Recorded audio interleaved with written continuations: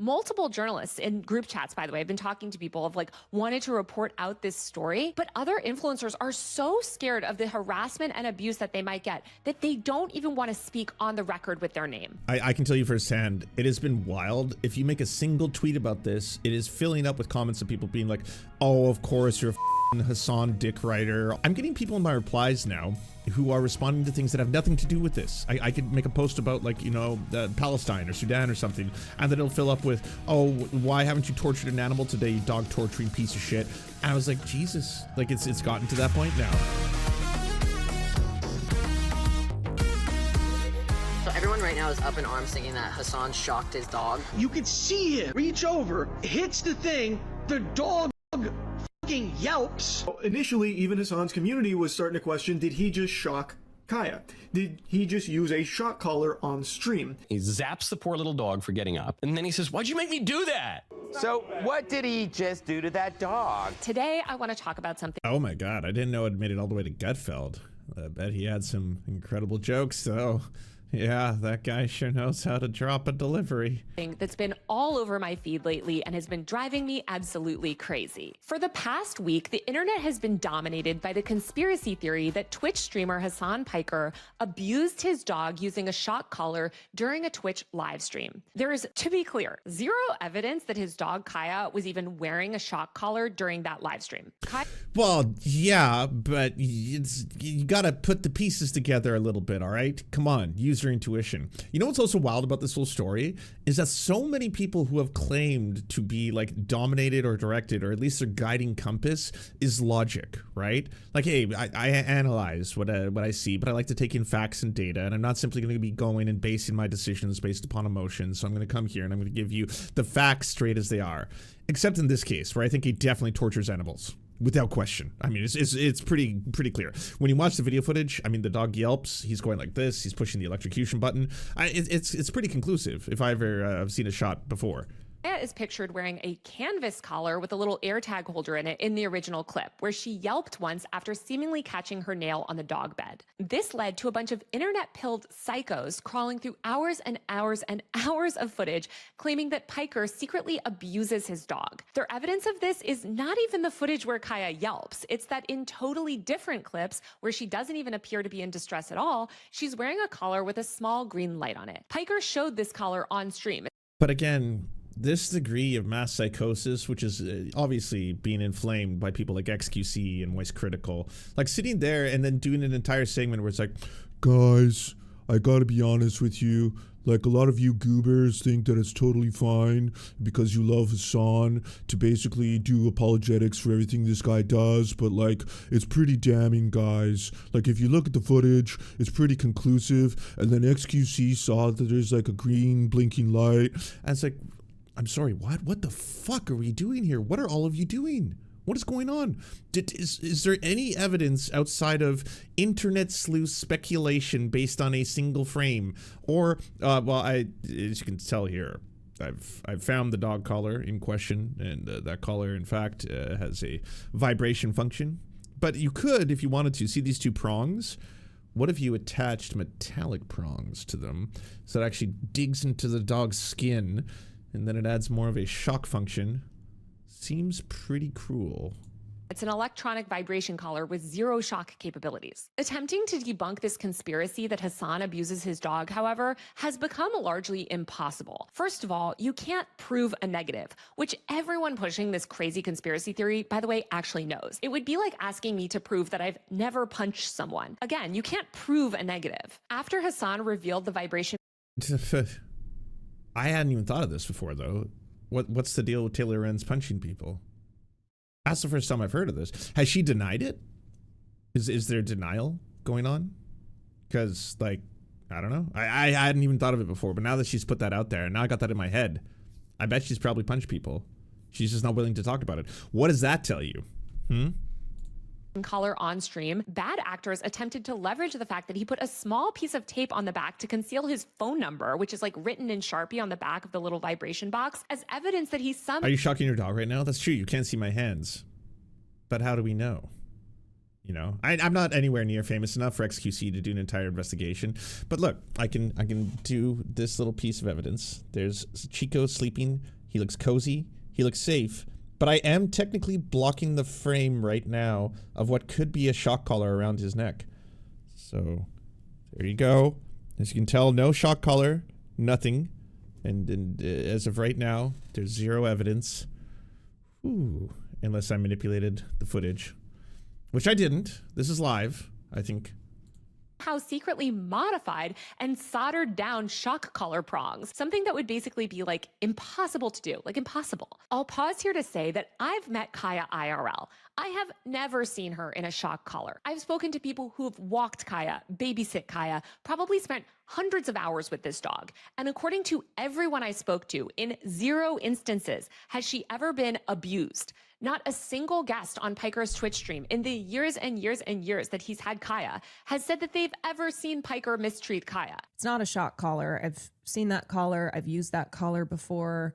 I've babysat that dog. And the only reason more influencers aren't speaking out publicly is because the people perpetuating this vicious harassment campaign are threatening them into silence. Big-time influencers are having their brand deals jeopardized and facing serious business consequences for even suggesting that they might publicly come out in support of Hasan. It's actually happening on a scale that I have never seen before. Multiple journalists in group chats, by the way, have been talking to people have wanted to report out this story, but other influencers are so scared of the harassment and abuse that they might get that they don't even want to speak on the record with their name. And yes, I know also, by the way, that making this video will definitely just put a target on my back, but I don't care because the people perpetuating these conspiracy theories already hate me. Everyone who spends Well, not to mention, like, she's totally right on this point. I can tell you firsthand, it has been wild. If you make a single tweet about this, it is filling up with comments of people being like, oh, of course, you're a fucking Hasan dick writer. All of you fucking communist wannabes just love your rich fucking socialist daddy, and you'll do anything to defend him, even though he tortures animals, because all of you are completely fine with torturing animals. I'm getting people in my replies now who are responding to things that have nothing to do with this. I could make a post about, like, you know, Palestine or Sudan or something, and then it'll fill up with, oh, why haven't you tortured an animal today, you dog torturing piece of shit? And I was like, Jesus, like, it's gotten to that point now. Like, it just, people are now just becoming infatuated because they don't understand they have a weird parasocial relationship with Hasan in the opposite direction, where their obsessiveness with him, and in so, like, I have to destroy this man, I have to take him down. If he's not willing to finally fucking, you know, self-destruct, I'll do it for him to save him. I have to save him. He needs saving. Like, whatever the fuck is going on there. This, and in some cases, yeah, it does seem to be still based in some weird sexual obsession with the man. But either way, like, this is going out of control so fast, being perpetuated by disingenuous actors. The same people who are promoting the majority of this, whether that be someone who's accused of sex crimes and pedophilia, Stephen Bunnell II, or someone who has abused his own dog, Ethan Klein. Like, there's clips of Ethan Klein running over his dog's, like, tail or feet with his chair, and then being like, oh, sorry, or the whole, like, you know, feeding the cheese stuff and then having to make statements afterwards of being like, this is a tragedy, how dare any of you accuse me of, like, you know, making my dog sick and stuff like that, like, or using the prong collar that Gila Klein posted. People who don't in any way genuinely care about the welfare of animals are losing their minds over the story because of their hatred of Hasan that's associated with it. I can compare it to the same thing that is going on in Canada right now with an ostrich farm. There's an ostrich farm where a bunch of ostriches are about to be culled because some of them tested positive for avian flu, which is the thing that happens to bird populations in the country. Because the right are now obsessed with the story, because it allows them to talk about, you know, it ties in their vaccine hysteria with public health measures, so they're getting really, really concerned. People are getting really, really wild about this. People are camping out outside of the ostrich farm trying to save the ostriches' lives and all this kind of stuff. Someone doused gasoline on an old lady and punched her in the face. She's like 71 years old, but it's rising to the point of people enacting violence. She was not even the ostrich farm owner. She just happened to live in the area because the ostrich farm crazies are out of control right now, being, we have to save the birds, and they're all just losing their shit.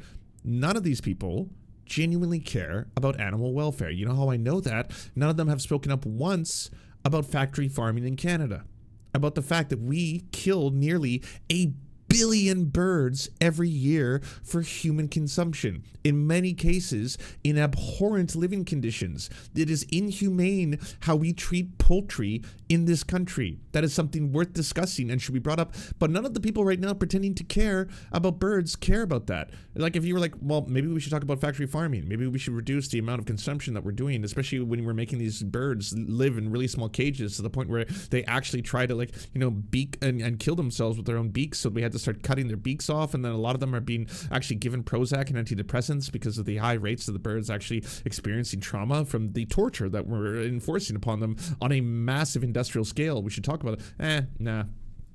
I like nuggies. I like nuggies, and I like chicken nuggies because they're tasty. So, but I really care about the ostriches. That's what concerns us right now. And in this case, there's a lot of people coming forward and being like, this man you see before you, he is not, a good person. He's a dog torturer, and he tortures his dog, and none of you are willing to stand up for this dog because you're obsessed with him, and you're just obsessed, and you want to defend your rich ass socialist daddy, even though he doesn't care about you and doesn't care about any of this stuff, but he tortures dogs, and you are also dog torturing enablers now. Well, I mean, it's been a pretty effective narrative. I never thought that like this 1 2-second clip was eventually going to lead to weeks and weeks and weeks of conspiracy theories. Any modicum of time with Hasan knows how much he loves that dog. Kaya is one of the most pampered and spoiled dogs in Los Angeles. Who knows why Kaya yelped that like one day, but she is literally a dog. I grew up with dogs, multiple dogs, that worked as therapy dogs actually in hospitals. And sometimes if a dog steps on their foot or catches their nail wrong or something or just gets startled, they'll yelp. Kaya's also literally only yelped like that once, like in all of Hasan's years of streaming. It's not like this is some regular thing. And also what's crazy to me too is shock collars, which are commonly used in dog training. They're not like tasers. They usually give like a crawling sensation on a dog's skin. But the idea that Piker is somehow secretly abusing his dog and shocking Kaya until she's in pain repeatedly is just completely made up in people's heads. This is a dog that lives a life I guarantee you is significantly better than anyone watching this video. The idea that dozens of high-profile guests on Piker's stream and every single person who's ever spent any meaningful time with Kaya would all be involved in some secret, years-long, elaborate cover-up is insane. Like, literally, if you believe this, you have lost touch with reality. The entire thing is I'm just hoping this is forgotten by the end of the month. It's going to keep on going as long as people keep adding fuel to it because they've had success in this regard. There's a non-stop campaign usually led by people like Dan Saltman or Ethan Klein or Stephen Bunnell II in some regards in order to like garner large public hatred of Hasanabi. It seems to be a political project that they care above all others, even if they pretend that like, oh no, we care a lot about defeating the Republicans and MAGA and stuff like that. This seems to be probably their largest guiding principle is to get this guy deplatformed. It's their biggest obstacle and they have not been successful at it. They've tried in so many different ways to get people to galvanize them to be like, Hasan is a terrorist. He's a literal terrorist. He interviewed a member of a terrorist organization and he platformed them because he's a terrorist and he loves terrorism. This man is literally trying to do jihad on America. It didn't work, right? A lot of people were like, this just seems like you're just low-key or high-key being racist as fuck right now. And I don't know. I don't know if I buy all this. All right, well, let's try a new angle. All right, let's try this new angle. He's anti-Semitic. He is unbelievably anti-Semitic. He has called Jewish people inbreds. And then here's a clip of it. And it's like you watch the clip and he was talking about IDF soldiers that have committed war crimes and he's insulting them. And I don't think that they're above assaulting because they are horrifying war criminals who are committing war crimes and doing a genocide. Sorry, what are we doing here? This one isn't working either. The vast majority of the people are not picking up on this one. But this one, a lot of people are getting behind because everyone loves dogs, myself included. Like if I genuinely in my heart believe that this man was in some way torturing his dog, yeah, I would be like, that's fucking gross. Shame on you. Ew. And no, I don't think you should defend him just because he does other good things. That doesn't make this okay. You don't get to be like, I advocate on the behalf of Palestinian emancipation, but also electrocute your dog. That's fucked up. Shame on all of you who are defending. That would genuinely be the angle. But in this case, the day it happened, I was like, are you serious?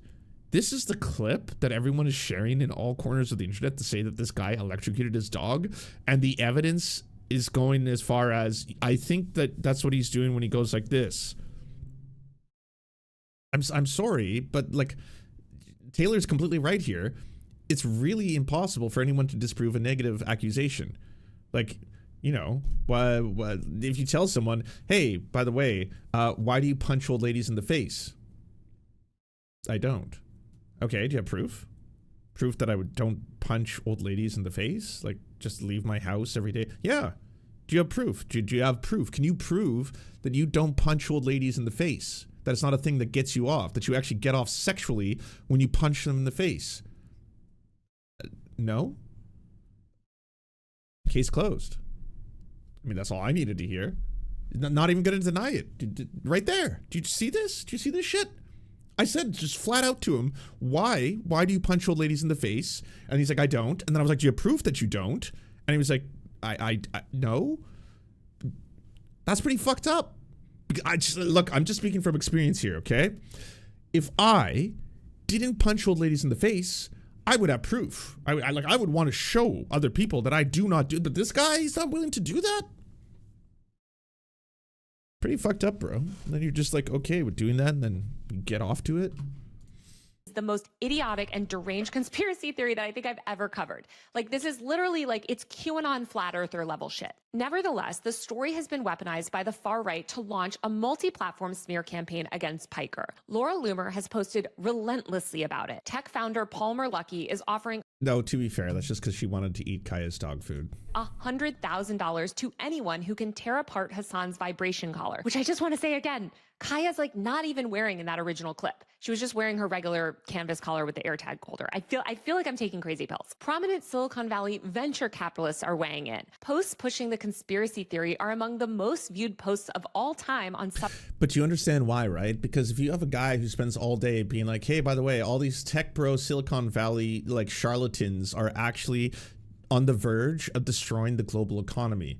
We should actually talk about this more. It's really fucked up that all of these ghouls keep taking hundreds of billions of dollars to build these vast AI network systems in order to monitor all of our behavior. This is dystopian fucking shit. At the same time, they're not going to be able to provide an ROI. This is a massive bubble that is about to damage global economies. People are going to lose their jobs, their houses, and die when all of this finally strikes. If you're on the other end of that, you're like, oh, Jesus Christ. Well, fuck that guy. Yeah, I hate that. How can we attack him?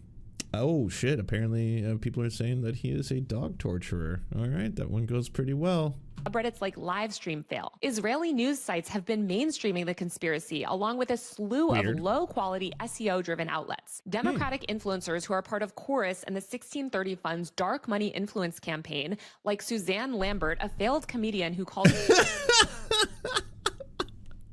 No way. She's doing it? That's so funny.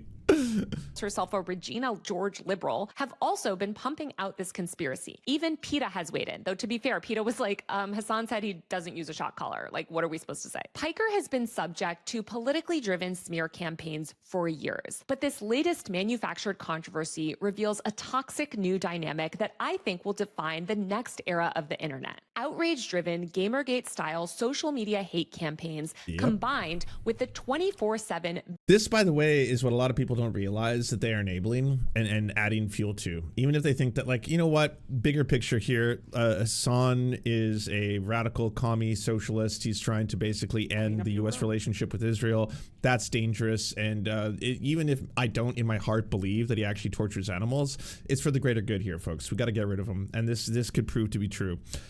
Do you not think this is in one day, in one form, going to attack you?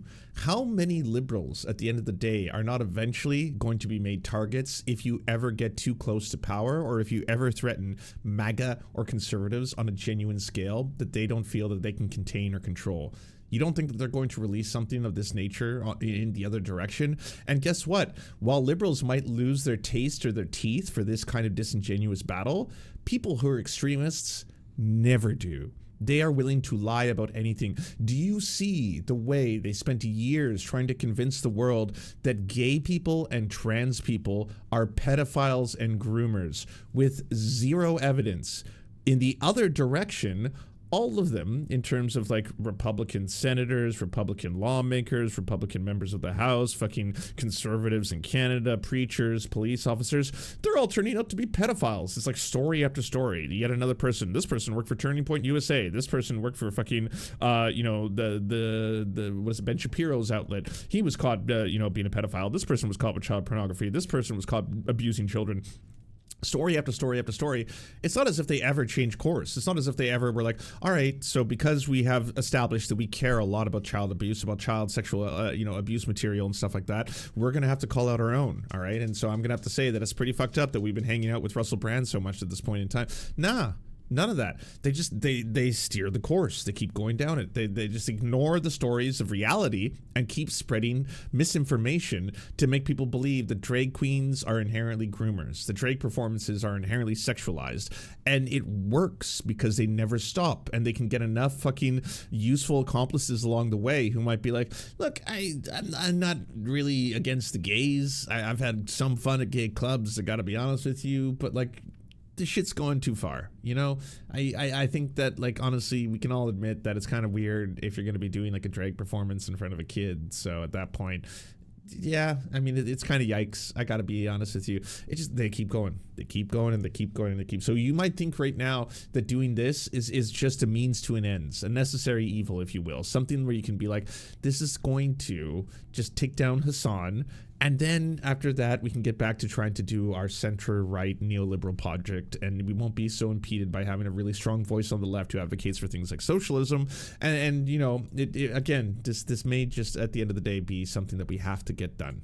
Video surveillance machine. Twitch streamers like Piker are the first to experience this destructive combination, but as more and more footage of everyone becomes available online, anyone who angers the wrong group could suffer a similar fate. And of course, all of this will be exacerbated by AI. For years, we've been told that constant surveillance is a good thing, that it's vindicating. By the way, you know where this is headed, right? 24/7 surveillance, AI systems that are going to be able to monitor people all the time, everywhere, through drones, through cameras, all that kind of stuff, being implemented all across the United States and Canada. So they have the ability to know exactly where you are and when you are at all times, either through GPS on your phone or simply by facial recognition once you've been out in public. You are walking down the street one day, and then all of a sudden you may have fallen or tripped, but from a certain angle, it kind of looks like you were pushing an old lady onto the ground. You look back, you're like, oh my God, I'm so sorry. You turn around, you get up, and then you help her up. And then it turns out you had a very viral take one day. And then all of a sudden it's like, hey, by the way, the same person who everyone is celebrating as some kind of hero, I don't know if you know it, but here's some footage of them literally assaulting an old woman. And then it's like, oh my God, that's really fucked up. Yeah, this is provided by Sora AI. It's not manufactured. It was actually taken by like a drone footage that was just passing by at the right time, at the right angle. So what do you got to say about that?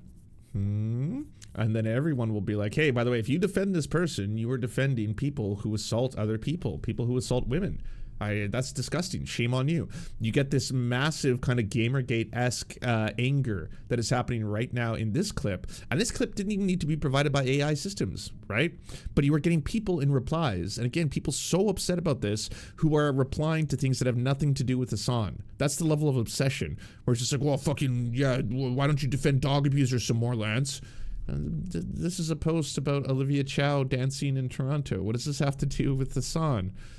Wow. Silicon Valley executives claim that widespread video recording will prevent abuse, harassment, crimes, etc. This has led to the mass adoption of things like police body cameras, 24/7 video capture on our streets, and a sprawling crowdsourced surveillance machine on social media. Social media platforms are actively incentivizing this surveillance, prioritizing video footage and hours-long live streams over every other type of content format. Just last month, billionaire, soon-to-be TikTok owner Larry Ellison said that a vast AI-fueled video surveillance system would ensure, quote, citizens will be on their best behavior because we're constantly recording and reporting everything that's going on. This comment is a perfect encapsulation of the delusional fantasy pushed by so many in Silicon Valley, that the surveillance state will be used for good. The narrative is seductive. If we could just see everything in 4K, disputes over what really happened would collapse, the thinking goes. If everything in life is videotaped and archived, then the real truth of these messy situations would be indisputable. But Hasan Piker's dog collar incident shows that this theory is catastrophically wrong. Almost no one is more surveilled than a Twitch streamer like Piker. He broadcasts almost every waking hour of his life. There are tens of thousands of hours of archived footage of him and his dog. When he leaves the house or goes out in public, fans videotape his every move. He documents his own life on social media too, posting videos across Instagram and TikTok. In theory, this should make it harder for bad actors to manufacture controversies. Such total visibility should make false accusations impossible. If everything is on record, then surely it would be easy for anyone to see the truth of the situation. But the opposite is true. Instead of video being used as a tool to debunk conspiracies, it's increasingly used as a tool to validate them. In Piker's case, this has meant that an endless stream of years-old clips is being repackaged and miscontextualized in order to further a politically driven hate campaign. The dozens of out-of-context video clips spreading on social media, racking up millions of views in some cases, have become a digital Rorschach test. Albert Fox-Kahn, founder of the Surveillance Technology Oversight Project, said, quote, "We are always given the same lie that somehow video is objective. But the truth is that there's so much power in how it's interpreted and edited. Even the most trivial form of tracking, even someone's own Twitch stream, can..." People have no life, man. Well, I mean, I'll tell you the honest, like, sad thing about all this that really breaks my heart is that, like, this in totality really discourages people to go out and have like fun at a music festival, because I could not imagine being a teenager now in the current generation. Like, I'm an old man, but back in the day I loved music festivals for all genres, you know, for metal, hip-hop, electronic music. They were fun as fuck. And yeah, everyone's getting fucked up, dancing and partying and jumping around and all that kind of stuff, and some people might be doing a little bit too much Molly or something like that and making some weird faces and shit like that. But now you do that, everyone's filming each other with cell phones, and then all of a sudden that shit is posted online the next day, and goodbye career opportunities. Hey, is this you sweating profusely going like, hey, at a music festival? No, that's definitely not me. Well, it's according to the geo tracker, as well as the cross collaboration with the AI systems, that's 100% you. It's been verified. So are you lying about going there? Was just you? Okay, fine, I was there, but I wasn't doing anything bad. I was just having fun. All right, I was just dancing. I really liked it. I had a good time. What's wrong with that? And then all of a sudden it's like, well, yeah, but at the end of the day, we cannot condone this kind of behavior. I mean, look at you. You're out of your mind, sir. Turn into this weapon against them. Every camera is now a panopticon in the making.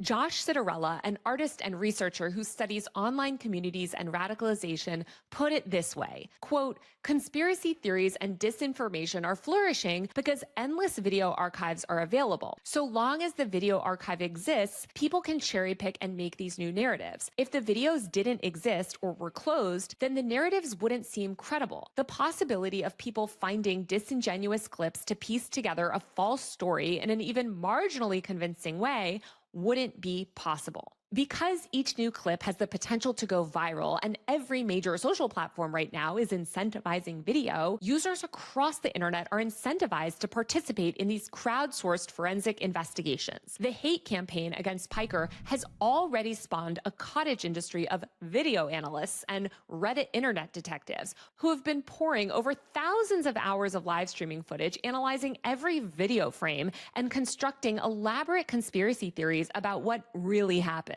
The cycle is not entirely new. The tactics being used against Piker are ripped directly from the Gamergate playbook. The goal is to isolate a target, manufacture controversy, weaponize social platforms and traditional media to spread lies, and orchestrate sustained network harassment with the eventual goal of making someone so controversial that they essentially end up bankrupt and deplatformed. But most gamers... I mean, that's in, a better case scenario. There's also people who can't take the level of abuse and harassment and, try to self-harm or worse. And it's just like a very sad reality. Like, I've seen a lot of people get broken by this process where eventually this just endless amount of communal, hatred and detective work, so-called, being enforced upon someone, and then shit getting posted in different forums on the internet, and all of a sudden it's just like, yeah, there's a certain degree of people that they can sustain a prolonged hate campaign or targeted harassment campaign,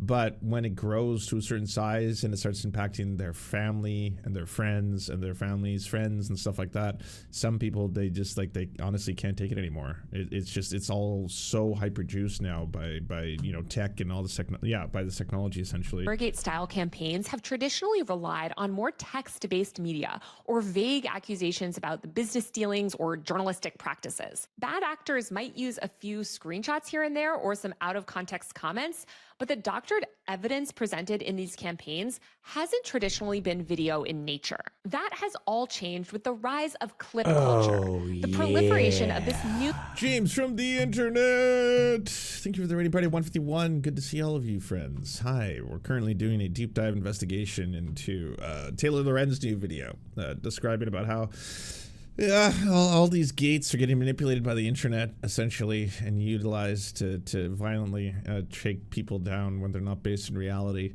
And it's getting scary. It's getting scary out there. But I hope all of you are keeping well and safe. Hey, can you go to twitch.tv/James from the internet? Give James from the internet a big follow back. Appreciate it. Hope you are all doing well, friendos. New medium, and the sheer scale of this anti-Hasan Piker hate campaign shows James is high? Well, high on Jesus, I hope.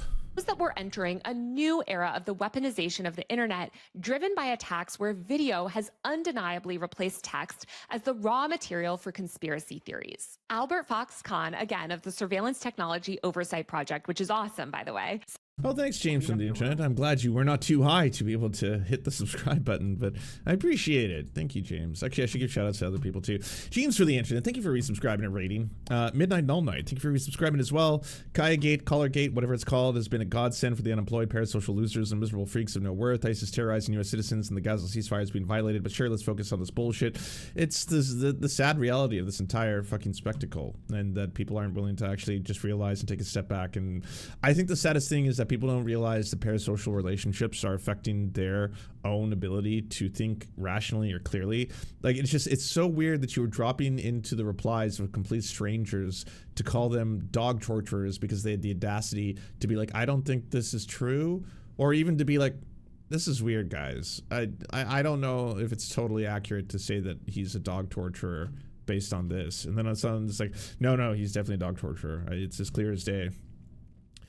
Depressed Progressive again, thank you for resubscribing. Jimmy the Beard, thank you for resubscribing as well. I appreciate you. And also Abscondage, thank you for the 3 donos. No fascism without chauvinism, male insecurity. True. Make lamb over rice $5 again. Double true. Have any of these people ever seen a dog before? Well, that's the thing I've also been wondering, is that, like, I know everyone has to drop their dog owner bona fides whenever they talk about this. Like, I often show the fact that Chico is sleeping soundly beside me. I have video evidence. Oh my god! Oh my god! Shit. You've seen nothing. This is all a mistake. Uh-oh. Pew, pew, pew. Shit, that timing was terrible. Well, okay, you know what that is evidence of? That he's in the other room, because I do not keep him attached to a shock collar. He's not under threat of being electrocuted. If he gets in any way disobedient, he's allowed to roam free. And he apparently does not like me talking this much and is now sleeping on the couch in the other room. I can guarantee that he's in there and safe, all right? You just have to believe me on this one. It's a trap!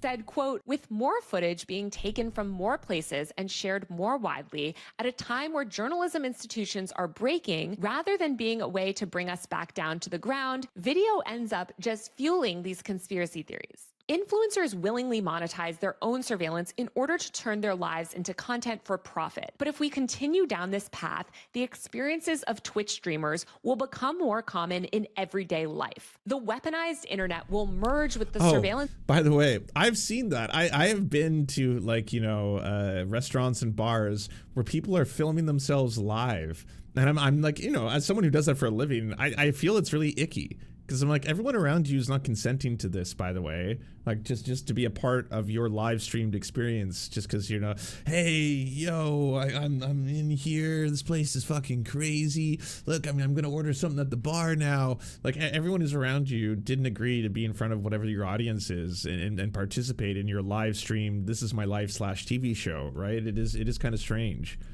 Infrastructure that we've built, and ordinary people will live under the same microscope as influencers do today. As the couple at the Coldplay concert this past summer, or the security guard at Charlie Kirk's final Turning Point event likely realized, there is no way to opt out of this new system.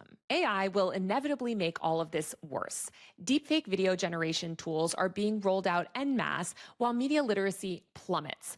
Bad actors who are already comfortable manipulating real footage will begin fabricating videos of their targets or subtly altering them using AI. AI will also make it easier to search, catalog, CMS and 100 weaponize every video ever 21 recorded. Oh, Finding thank you all for the tier available 1. clips of someone making the wrong hand gesture or wearing a specific color or moving their body in a certain way could be as easy as clicking a few buttons. If an influencer broadcasting tens of thousands of hours of his life for years can be successfully smeared by a single misleading clip, what chance does a regular person have when a few seconds of their life goes viral? What recourse do they have when they're unjustly smeared by thousands online? Institutional fact-based reporting outlets have been all but dismantled, and even when a journalist does debunk misinformation, like I'm trying to do right now, hello, audiences are primed to fall for narratives driven solely by whoever can post the loudest and clip the fastest. This type of video clip-driven harassment can be incredibly profitable. Platforms like X, TikTok, and Instagram reward video views with cash payouts. Bad faith actors can rake in thousands of dollars by posting a flood of context-free, shareable clips or dissecting video footage on a live stream. Any clip, no matter how benign, can be reframed in service of a particular narrative. For example, on Monday, thousands of X users falsely claimed that a sound made by Twitch streamer Austin Show snapping his gum was actually Hasan Piker pressing some sort of secret shock button. I'm telling you, this stuff is deranged. In other videos, bad actors simply take any small movement by Kaya readjusting her position on her little dog bed as evidence of her being shocked into submission. Again, there's zero evidence of any of these delusional claims. People have also falsely claimed that Kaya is forced to sit behind Piker throughout his entire broadcast like a prop, which is just an insanely false claim that can be debunked by watching any of his streams where Kaya frequently moves about or goes to grab water or leaves the room. The Piker controversy might read as mindless internet drama, but we desperately need people to start caring about these things and recognizing these types of incidents as the internet bellwethers that they are. We also need to be extremely vocal in calling out bad actors pushing these extremely politically driven lies about Piker and others. The fact that so many Democrat influencers, including Instagram accounts that even claim to be anti-disinformation, are pushing these grossly false, unsubstantiated claims as part of an effort to smear one of the most vocal leftists online is deeply disturbing. But that's what these centrist liberal influencers do, and that's why they're so dangerous. Just as with the original Gamergate over a decade ago, liberals who happily align with fascists to attack leftists will blatantly repost and promote false far-right smears about leftists in order to launder them to a mainstream audience. It's pitiful. This cycle is pitiful. Meanwhile, we are all sleepwalking into a future. I'm not gonna lie, my Twitch friends, if I ever had a camera pushing my face, a 90% chance I would punch you. But then the footage of you punching some innocent person who was simply trying to document what they thought was maybe a beautiful scenario, and you happened to be in their shot, well then now you're the villain. And now your video's being shared all over the internet. And everyone's like, oh, that's the mad puncher. It's pretty wild. This person just wants to take a picture of a beautiful sunset. They were adjusting their camera, and then this guy runs over and punches them in the face. And I think he screamed the N-word. Is that second part true? I don't know, but now other people have said it. You're thinking it, and now are you gonna deny it? Wait, are you supporting Ku Klux Klan members who punch people in the face with their cameras? Jesus Christ. Oh my God, I didn't know that's who you were. Shame on you. I think everyone's gonna eventually just, it's gonna Ouroboros into complete and utter nonsense, because you'll just have everyone yelling about everything, and then nothing will matter anymore. It'll be great. It'll just be like, blah, blah, blah, blah, blah, and everyone's like, yeah, I guess all of us are awful. Or not. Defined by universal surveillance coupled with algorithmically incentivized online outrage. Our internet is devoid of any meaningful privacy protections, and video content specifically is being rewarded. Profit-driven tech platforms have ensured that bad actors and I have to agree, of course, because if you don't agree and you're not part of it, I mean, if you don't join the online mob, you're on the other side, and then you endorse the behavior, and then you're worse than Hitler's dog.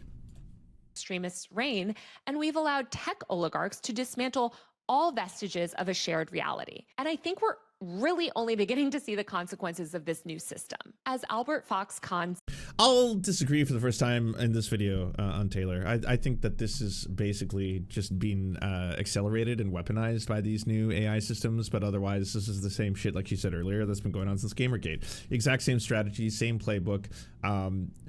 There is a lot of communities online that will do endless campaigns of targeted harassment at times towards a certain creator. It doesn't have to be someone like Hasan, by the way. They can be people like, there's obsessive communities towards the active hatred of, you know, sometimes people who drew like a single webcomic at one point, and they haven't been active on the internet for years, but people still obsess every single day on their lives. And there becomes these weird communities that are kind of centered around hating them and then actively targeting them 24/7. Which, you know, they can grow to such points where they actively harass people and try to destroy them. And then it's just basically like, what kind of a community are you a part of? Does anyone ever do any self-reflection on that, where it's like, yeah, I log on, I go into this Discord or this subreddit, and all we do all day is attack, you know, a cartoony beans bubble machine or something like that, and we're not entirely sure why we hate them, but we hate them so much. And then every day people are trying to find new information, like, hey, I tracked down where they went to high school, and it turns out that they once did this to this. Oh, I tracked down that they actually work for Starbucks, and one day when someone was ordering a latte, they actually supposedly spit in the cup. Hey, I tracked down this, blah blah blah. Okay, cool, that's really good. Oh, this photo is awesome. Or I post that, blah blah blah. And you're just actively, you know, working in a community that is just trying to ruin someone's life, and for what? And now this has gained the ability for people to utilize all of these advanced AI systems to be able to be like, yeah, well, based on tracking them and based on this simulation, we can now prove without a shadow of a doubt that it's Hasan who has been shocking people. It's happening. Said, quote, "The lesson of history is clear. This is only going to become a more prevalent problem for more people as the technology continues to get cheaper and more ubiquitous. What might seem like the absurd price of fame today may soon become the inescapable price of participating in modern life." But this part would suck if you're not getting the money, right? Like, it's one thing to be like, everyone now basically lives in the same scenario, is ultra wealthy super celebrities. Basically, do you know what it's like to walk around and be Angelina Jolie? Everyone does now, because that's just what happens. Everyone is monitoring you 24/7, and anything you do can be scrutinized heavily at any point. So you have to watch and dictate everything you do. Are you walking weird? Is that because you're trying to commit hate crimes, or because you're a misogynist? Hard to tell, but this angle from this other camera reveals the utter truth. And it's like, well, yeah, but people are getting all these kinds of strange forms of like extreme exposure without also getting fame and money. That sucks. That's terrible. We need to start treating this problem like the existential threat to democracy and truth that it is. And that means demanding real accountability from platforms that profit off outrage. We need to fight the expansion of the surveillance state tooth and nail by killing surveillance and censorship laws like the Kids Online Safety Act. We need to fight against Section 230 reform and push for comprehensive privacy regulation. The profit-driven tech landscape that rewards engagement at any cost needs to be dismantled and broken up. We need legal frameworks that make intentional harassment committed with actual malice punishable. We need algorithmic transparency laws that force companies like Meta, X, and TikTok. Gamergate losers still make content about people who haven't made content in over a decade. It's so weird. I know. I get emails to this day from people who still make Gamergate YouTube videos because I made one video on Gamergate where they're like, Lance, I demand that you come onto my channel. I have interviewed every large figure in terms of the Gamergate saga. You have released malicious lies and deceptions of which the public has a right to know the truth. You must come on. You cannot refuse this offer. I'm like, who the fuck are you? What? And spoken with such authority as in like, you have no choice in the matter. You must arrive and go onto my YouTube channel now in order to answer questions about your deceptive lie. I was like, my dude, go outside. I know it's a cliche, but Jesus Christ, what do you... Why are you going after some under 80k sub YouTube channel that made a documentary on Gamergate that disagrees with your narrative that women are in fact Satan? Okay.